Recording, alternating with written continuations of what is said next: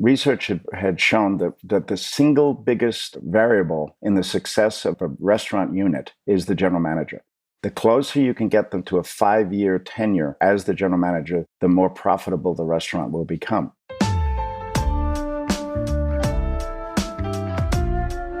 So I guess if I could be slightly controversial, I think I would go so far as to say that some of the best shop managers that I had were not necessarily particularly great baristas. I would never want a leader in our organisation who wasn't willing to speak for shares. Welcome back to the 5THWAVE podcast. I'm Jeffrey Young, Editor-in-Chief of coffee business magazine 5THWAVE. Today we're exploring the role of the general manager in coffee and hospitality businesses. Cafe operators will tell you that the general manager, otherwise known as the GM, can be the difference between a coffee outlet operating at a 20% loss or at a 20% profit. But for such a pivotal position, as an industry, do we fully appreciate the importance of this role? What does a GM need from owner-operators to thrive and deliver financial success? In this episode, we're going to explore these questions by speaking with two seasoned specialty coffee operators, Tim Ridley of United Baristas and Lizzie Gurr, Chief Operating Officer of Hasbean and Ozone, UK and New Zealand. But the central focus of this episode is a conversation I had with Chris Muller PhD, the author of a groundbreaking book, The Leader of Managers. Chris has clocked up over 50 years in the restaurant industry, starting his career as a 15-year-old, and over the years he has managed 2 distinguished restaurants before joining academia. He helped to start the Ozone College of Hospitality Management in Orlando and was also Dean of Boston University's School of Hospitality. While my conversation with Chris is focused on highly scaled corporate food chains, we need to think laterally as we listen to find the lessons that can also apply to the coffee industry.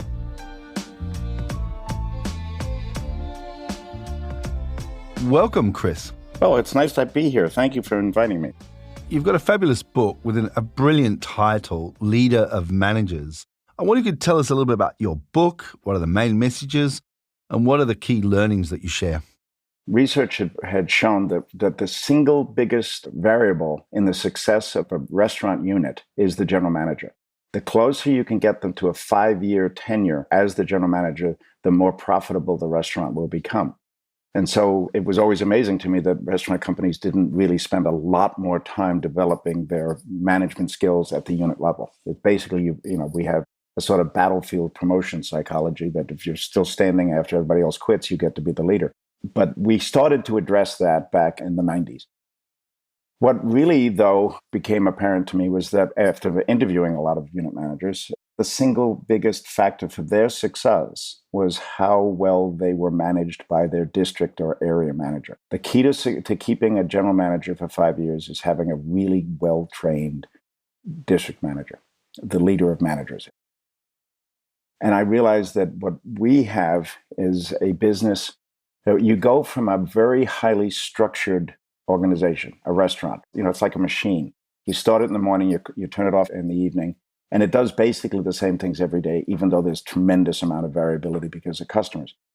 The person who's a really successful general manager gets promoted to managing 3, 4, maybe 8. And what the problem is that the skill sets of the unit manager are not the same as the skill sets of the district manager or the person who is now leading other managers. Becoming the person who is focusing on making other people successful. I describe it in easy terms. You go from being a player on a winning team to being the coach. And you have to now realize that you're not shooting and scoring goals. You're not making the defensive plays. You're making it work so that other people can do that. And all you can do is get the game plan in place and turn on the machine. And once it happens, you have very few levers to pull after the game starts. And so our research found, and the basis of the book is a what we call the 5 phases of multi-unit management development. And they basically are that you have to be really good at operations. You have to know how to run a unit. So typically it's good to have been a general manager. In a sort of side place to that, a lateral move is that you have to be really good at facilities management, which in a modern day is the ability to really manage the the physical brand, the business has to be up to standards. So it's everything from keeping the back door locked to making sure the signs are lighted at night. Those two things sort of go together, but they're not exactly the same skill sets. Once you master those, the leap above just a super operator level, we call it, is to get to understanding the finances of not just one unit, but now a group of units. In a modern organizational work that we do, most of the restaurants now in a corporate environment probably doing about, in the UK, somewhere about £1 million a year, and all the way up to £10 million a year. But if you're running a single store, you're running this on a daily basis, you really don't have to know much more than the simple top 2/3 of the income statement. But when you get to be the district manager and you have signing capacity for 50, 60, 70,000 pounds, all of a sudden you're now responsible for not 1 million pounds, but maybe 5, 10, 15 million. And that changes your entire focus. You now have to decide, should I spend 100,000 putting in a new kitchen in this unit, or should I spend 100,000 and repave a parking lot? You have to make decisions across a broad range of entities.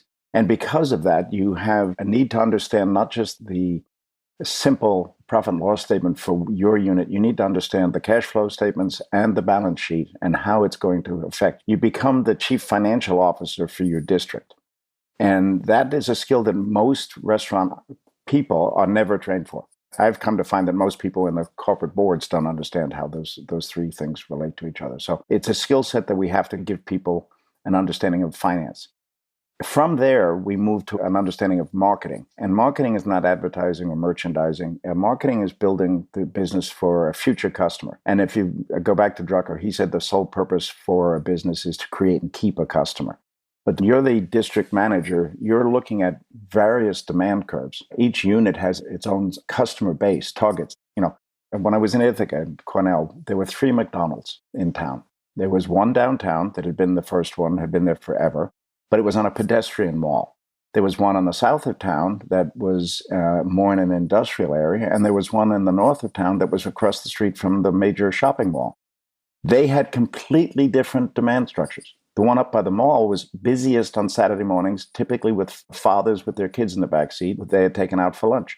Downtown was closed after 7 o'clock at night. And the one going out on the south on the highway was busiest during the day as the people from all midweek. It was very quiet on the weekends. But they all sold the exact same product. Managing those 3 restaurants and marketing for those 3 restaurants does require a very different understanding of the nature of customers and demand.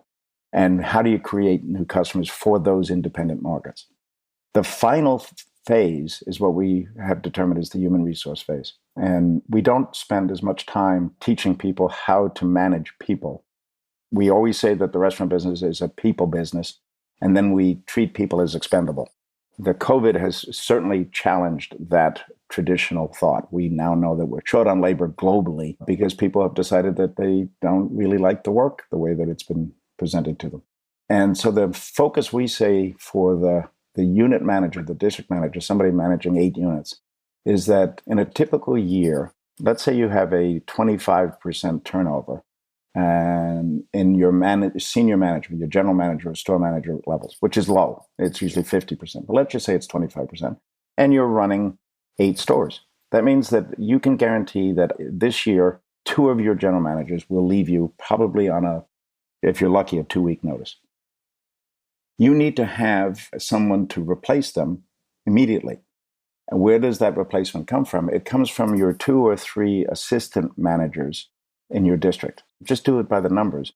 If you've got 8 units, you have 8 general managers, you have, let's say, 2 in each one, you have 16 assistant general managers, you've got a cook or a chef or a kitchen manager, you've got some supervisors, you may have somebody that's just a dining room manager. So what you've got is a person that goes from managing 1 restaurant to now managing 8, going from managing a staff of 20 with really only people working directly below them, maybe 2 people, to all of a sudden managing a group of people called managers that could run from 25 to 50 people.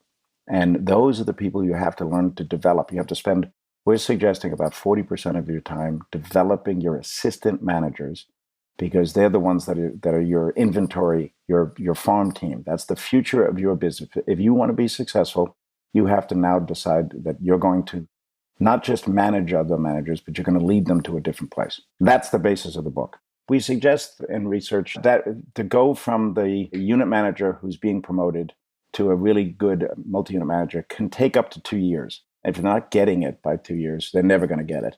Many people can do it much faster, but that's where we have a break point. What is the role of a general manager in a hospitality venue? That has been completely changed, I think, over the last 10 years.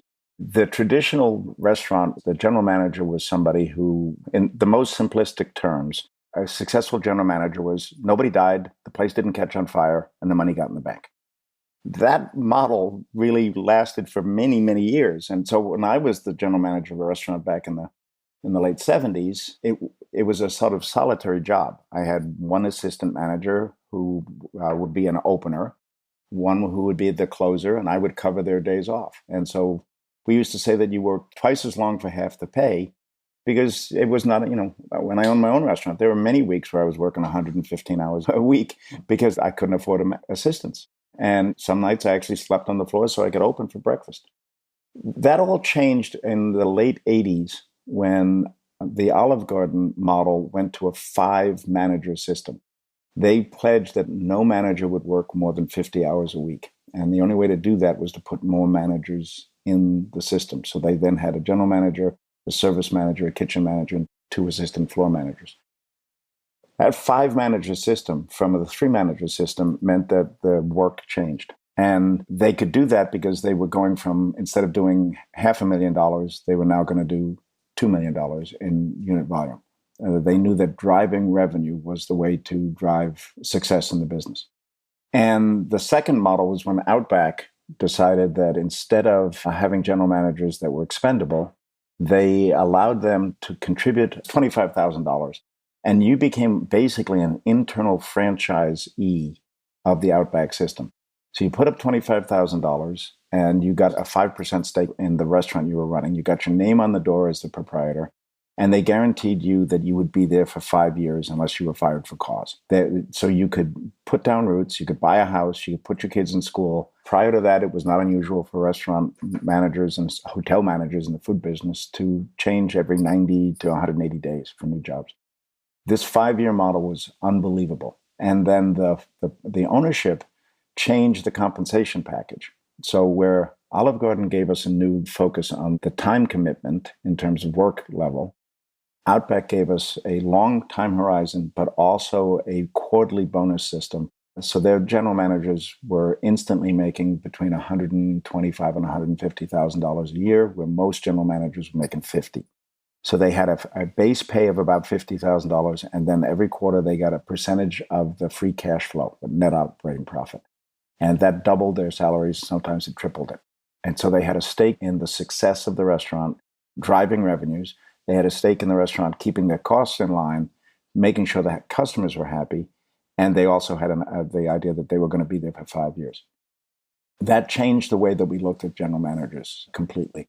So now it would be hard pressed, except in maybe some independent small operators, to not think that we have to have enough managers so that everybody can work, and if nothing, at least a 6-day work week or a 5.5-day work week, but closer to 50 or 60 hours than the 100 or 80 to 100 that people were working before that. What is the role of soft skills in a great general manager? When it comes down to it, any leadership role, but especially where you have a small team in a highly emotional work, restaurant work is emotional work. You have to inspire people to think that they're doing this for the team. There's a lot of metaphors for the restaurant business, but one of them is that it's like being in battle every day.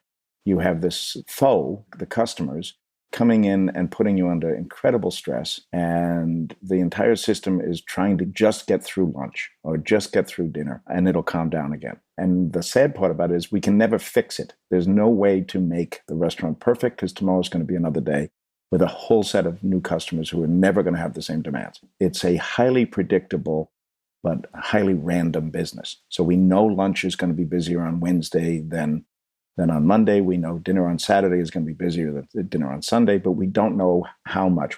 And so we build these systems in, and the manager's job is to basically run around through the trenches, keeping people's spirits up, and every once in a while going over the top of the hill and playing that leader role.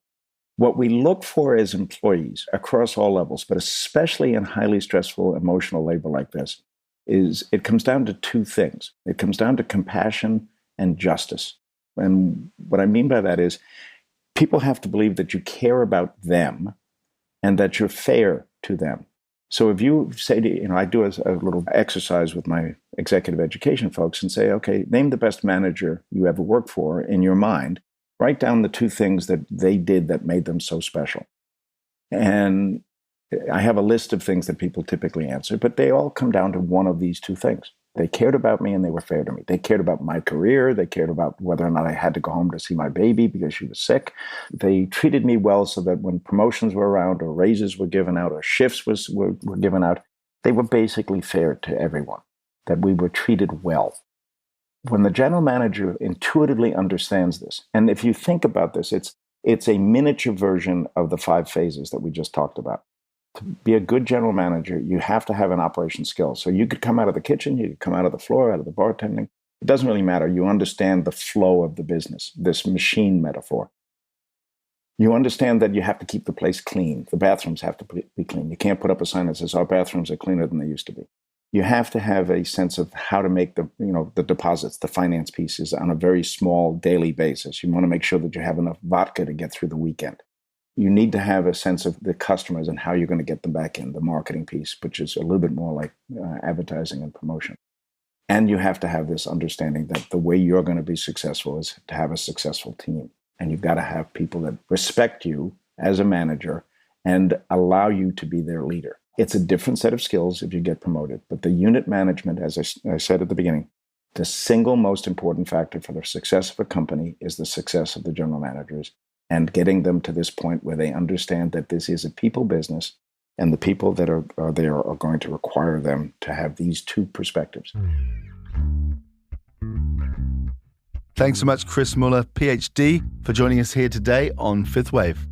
Chris Muller's central point is a powerful one. A general manager who is adequately incentivized and stays in place for 5 years or more is the key for a financially successful hospitality outlet. It's fascinating how, in the vast US restaurant sector, Olive Garden and Outback both created new management models that helped to transform the role of the general manager. Within Olive Garden's 5-person system, managers had a better work-life balance. Outback, meanwhile, lowered staff turnover by offering aggressive financial incentives tied to 5-year contracts. Now we're going to speak to 2 experienced coffee shop operators to hear how they handle the challenges of finding and retaining great general managers. This will help to contextualize some of Chris Muller's messages within specialty coffee. Now we hear from Tim Ridley, the founder of United Baristas. In 2009, Tim co-created and grew a chain of specialty coffee shops called the Department of Coffee and Social Affairs. He sold the business in 2015. Today he runs United Baristas, a platform that consults and connects resources within the retail coffee sector. Welcome, Tim. Hi, Jeff. It's great to be here. Thanks very much for having me. Tim, how important is the role of the general manager? The role of the store manager is important, Jeff. They're make or break. When you were running your outfits, what would you look for? Were there also technical skills you were looking for, or is it all attitude?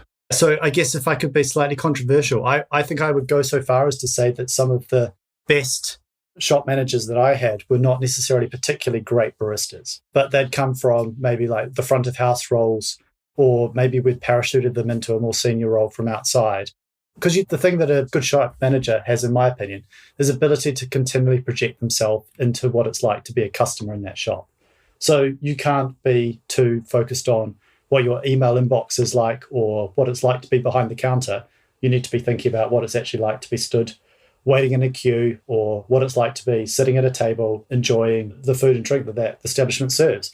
And if you can't project yourself into that space, it's very difficult for you to be able to identify what your priority list is at any given time, or for the day or for the week.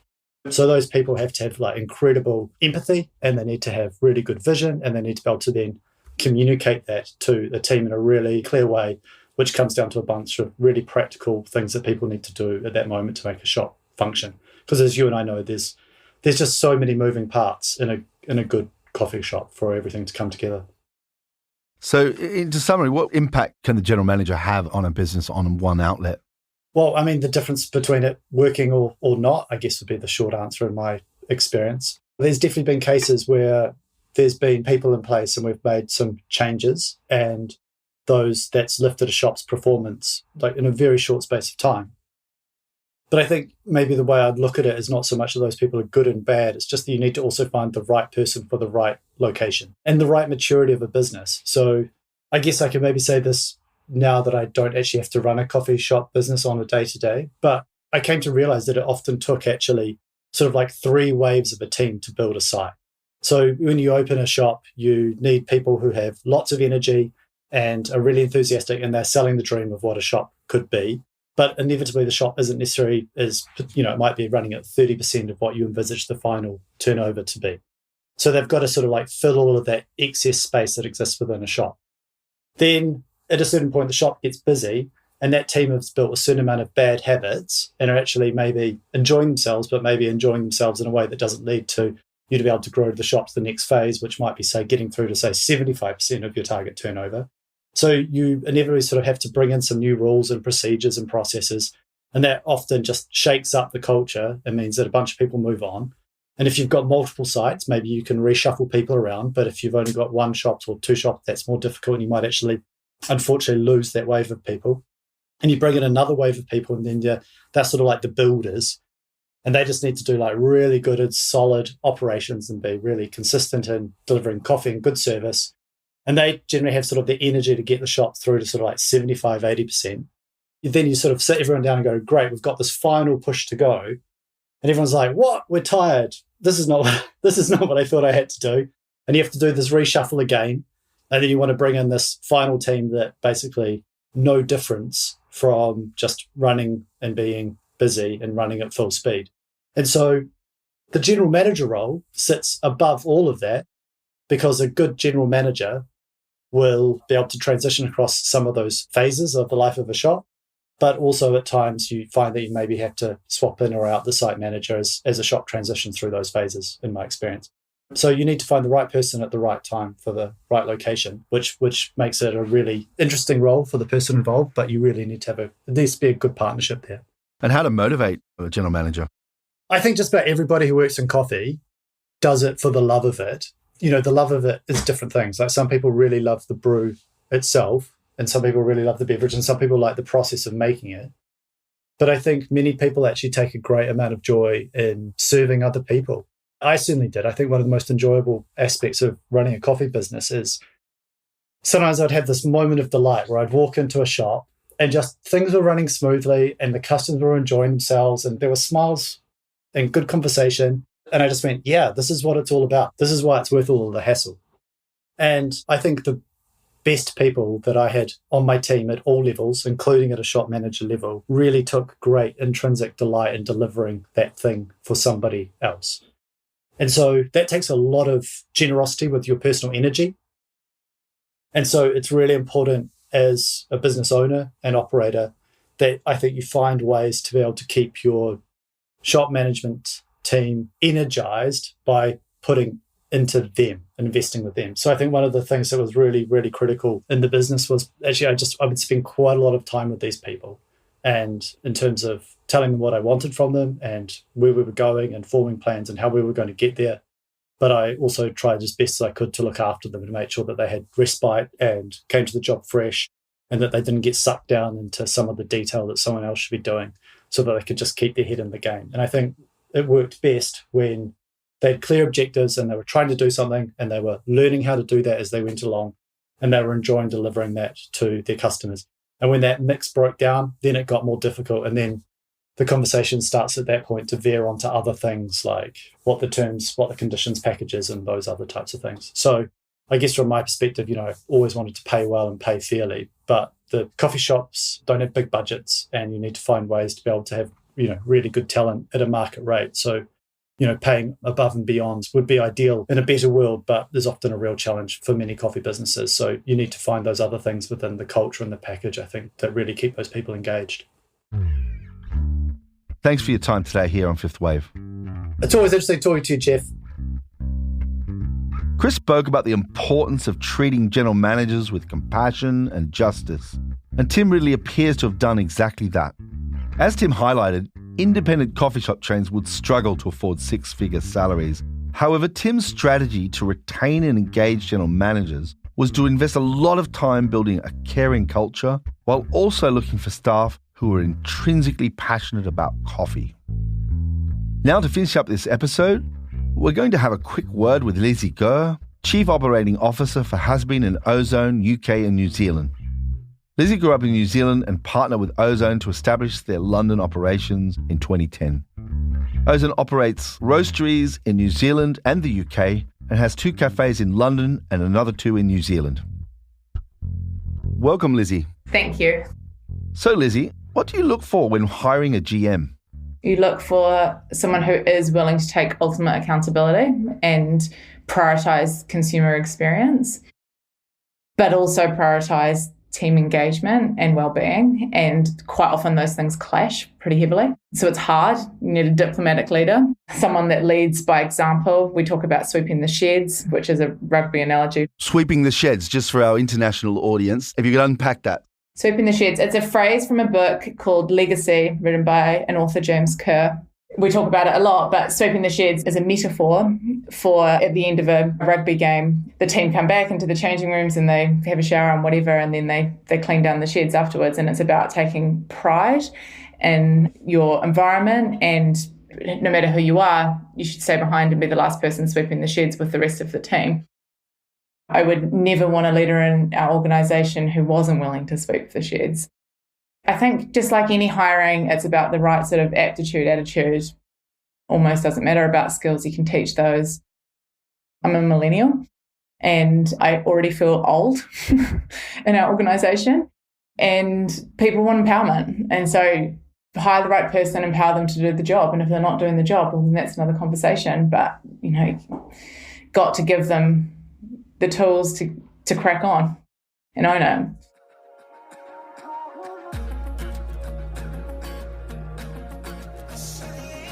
Thanks, Lizzie, for joining us here today on Fifth Wave. Thanks very much.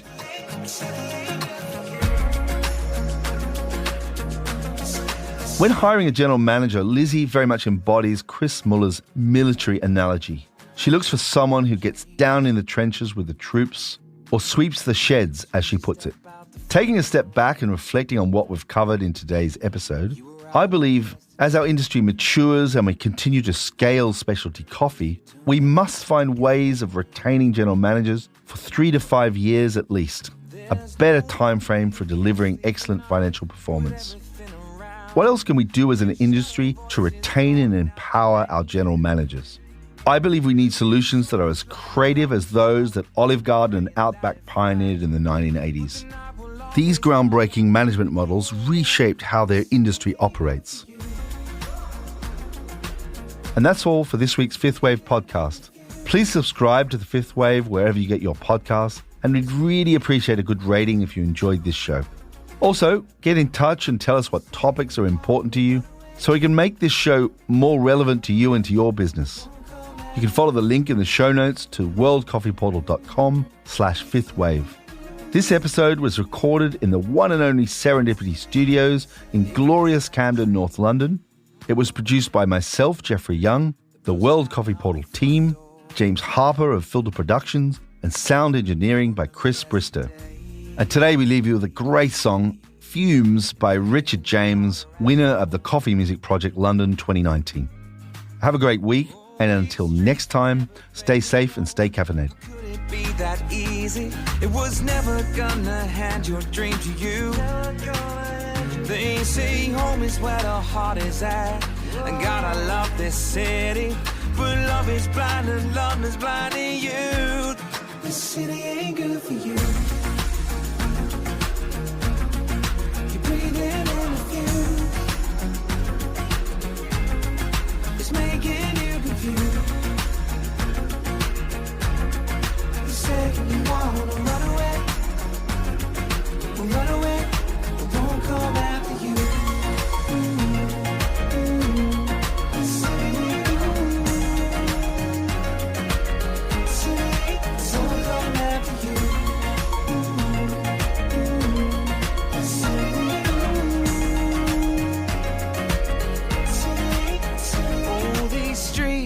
never paved with gold. How could it be that easy? It was never gonna hand your dream to you. They say home is where the heart is at, and God, I love this city. And if love is blind, then London's blinding you. This city ain't good for you. Get out, run away now. Get out, breathe it in the view. It's making you confused. Get out, run away.